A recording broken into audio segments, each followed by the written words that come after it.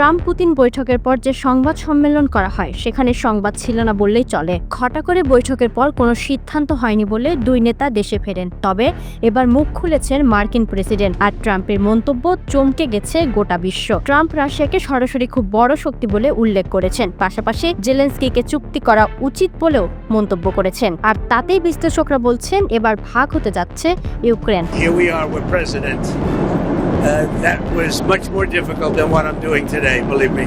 যুক্তরাষ্ট্রের president Donald Trump বলেছেন, যুদ্ধপন্থী ইউক্রেনের উচিত রাশিয়ার সঙ্গে একটি চুক্তি করা, কারণ রাশিয়া খুব বড় একটি শক্তি, সেই তুলনায় ইউক্রেন তা নয়। আলাস্কায় রুশ প্রেসিডেন্ট ভ্লাদিমির পুতিনের সঙ্গে বৈঠকের পর ট্রাম্প এমন মন্তব্য করেন। শোনা যাচ্ছে যুদ্ধবন্ধের শর্ত হিসেবে বৈঠকে পুতিন ইউক্রেনের আরও ভূমি দাবি করেছেন। Vladimir Putin wanted to take all of Ukraine. If I wasn't president, he would right now be taking all of Ukraine. স্থানীয় সময় গত শুক্রবার আলাস্কায় ট্রাম্প আর পুতিনের বৈঠকটি হয়। এরপর মার্কিন প্রেসিডেন্ট ইউক্রেনের প্রেসিডেন্ট জেলেনস্কির সঙ্গেও কথা বলেন। ট্রাম্প জেলেনস্কিকে জানান, যদি কিয়েভের পক্ষ থেকে ডোনেস্ক অঞ্চলের পুরোটা ছেড়ে দেওয়া হয় তবে রাশিয়া বেশিরভাগ জায়গায় যুদ্ধ থামাবে, এমন শর্ত দিয়েছেন Putin. I think they're trying to negotiate.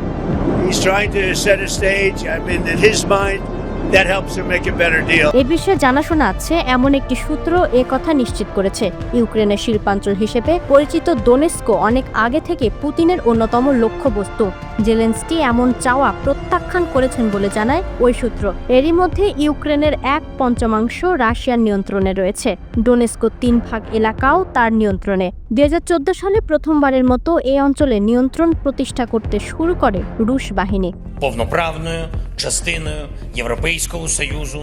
Ukraine ও দেশটির ইউরোপীয় মিত্ররা এর আগে যে যুদ্ধবিরতি চুক্তি চেয়েছিল সেটা ছাড়াই একটি শান্তি চুক্তি সইয়ের প্রয়োজনীয়তার বিষয়ে পুতিনের সঙ্গে একমত হওয়ার কথা জানিয়েছেন ট্রাম্প। নিজের সামাজিক যোগাযোগ মাধ্যম ট্রুথ সোশ্যালে ট্রাম্প লেখেন, সবার পক্ষ থেকে এটা নির্ধারণ করা হয়েছে যে রাশিয়া ও ইউক্রেনের মধ্যে চলা ভয়াবহ যুদ্ধের অবসান ঘটানোর সর্বোত্তম উপায় সরাসরি শান্তি চুক্তিতে যাওয়া। এটা যুদ্ধ বন্ধ করবে। তবে এই চুক্তি নিছকই একটি যুদ্ধবিরতি চুক্তি নয়, যা প্রায় টেকে না। Not in the form of NATO, because that's not going to, there are certain things that aren't going to happen. এদিকে জেলেনস্কি সামাজিক যোগাযোগ মাধ্যম এক্সে দেয়া পোস্টে জানান, যুদ্ধ বন্ধে রাশিয়ার সদিচ্ছা না থাকাটাই স্থায়ী শান্তি প্রতিষ্ঠার প্রচেষ্টাকে জটিল করে তুলবে। তিনি বলেন, যুদ্ধ বন্ধ করার একটি মূল উপাদান হত্যা বন্ধ করা। জেলেনস্কি জানান, সোমবার তিনি ওয়াশিংটন হোয়াইট হাউসে গিয়ে ট্রাম্পের সঙ্গে দেখা করবেন। Який прайс-кеп потрібен? $30.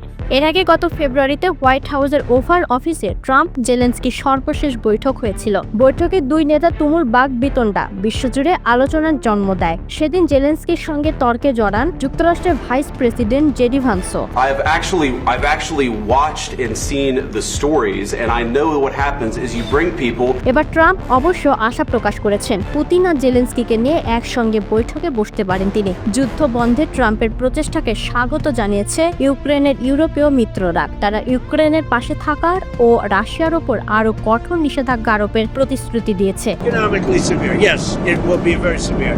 জার্মানির পররাষ্ট্রমন্ত্রী ইয়োহান ভাডেফুল বলেন, আগামীকাল হোয়াইট হাউসের বৈঠকে জেলেনস্কির পাশাপাশি ইউরোপীয় নেতারাও থাকবেন। তবে ইউরোপের কোন কোন নেতা হোয়াইট হাউসে আমন্ত্রণ পেয়েছেন সে বিষয়ে কারো পক্ষ থেকে এখনো নিশ্চিত করে কিছু জানানো হয়নি। 2022 সালের ফেব্রুয়ারিতে রাশিয়ার সামরিক বাহিনী ইউক্রেনের বিরুদ্ধে সর্বাত্মক যুদ্ধ শুরু করে। বিশ্লেষকদের মতে ইউরোপের গত 80 বছরের মধ্যে সবচেয়ে প্রাণঘাতী যুদ্ধ এটা। উভয় পক্ষে 10 লাখের বেশি মানুষ হতাহত হয়েছেন। এর মধ্যে ইউক্রেনের হাজারো বেসামরিক মানুষ রয়েছেন।